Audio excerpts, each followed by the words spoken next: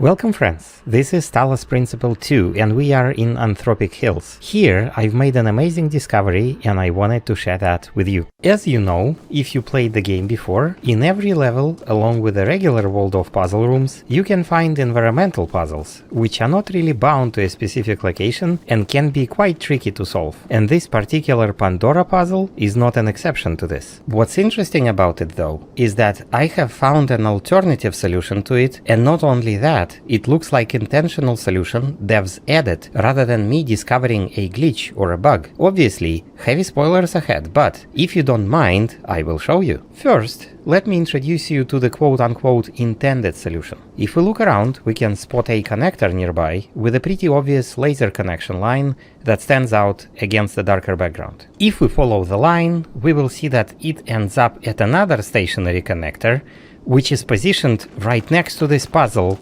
number 4, and I don't think it is visible from any other place. If we look inside puzzle number 4, obviously after solving it, we'll see that there is a spare connector here, which we can hook up to the laser and then to this stationary connector.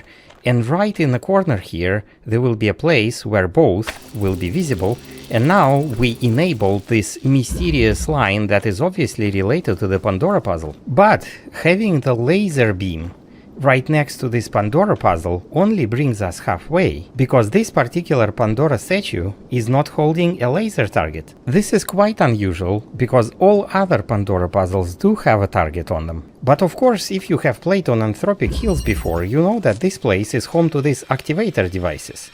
And we can take it and hook up it to the laser beam, and when we place it, everything within its radius gets activated.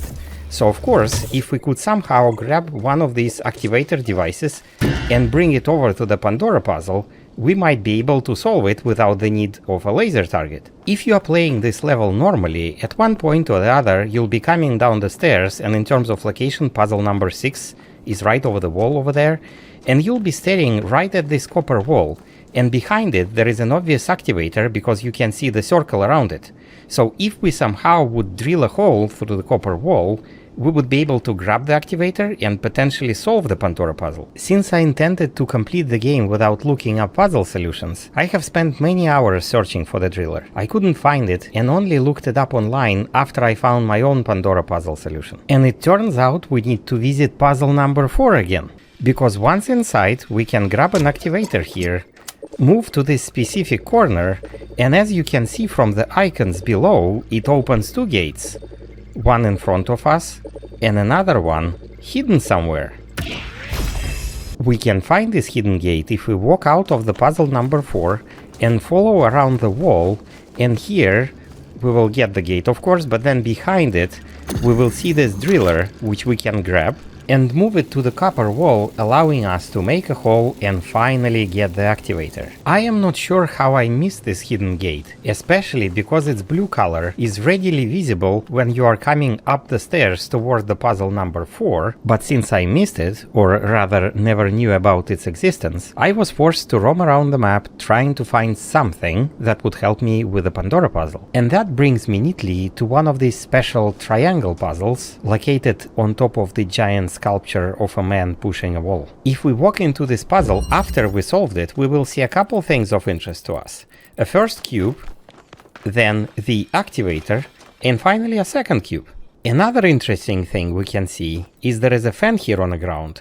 However, curiously, and this is why I suspect developers added this intentionally, during the solution of the puzzle, you are never required to step on the fan yourself.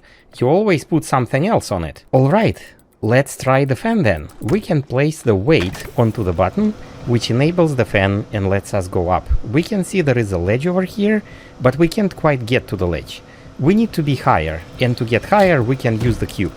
And the cube goes pretty high, however we cannot use the button to activate the fan anymore, because if we want to get on that cube we place something on the weight, our elevator flies away. So let's not use the button or the weight, but instead grab the activator. We can jump on a cube, activate the activator, and boom! We go pretty high. So high in fact that we can jump on a ledge, and again this is why I think this was all intentional, because this ledge is such an obvious escape from this room. So okay, we can escape, but we don't have any items on us, so we didn't bring anything outside. Let's try to bring something outside of the puzzle. So let's deactivate this thing again, and let's try to steal this cube.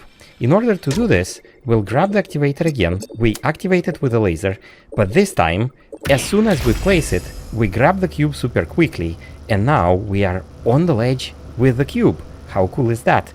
We can grab the cube, and now we are outside of the puzzle, in the environment, with the cube. So what can we do with it? And here is the last bit of information that I use as an evidence that developers actually intended all this. In the wall of this puzzle, there are these circular holes, and they are pretty high off the ground. You see, these two are high, this one is high. If we get inside, we see a couple more, pretty high off the ground, as well as these other two. However, if we look over here, there is this hole and the opposite hole, which are not as high off the ground. They are quite close to the ground. In fact, you can almost jump through it.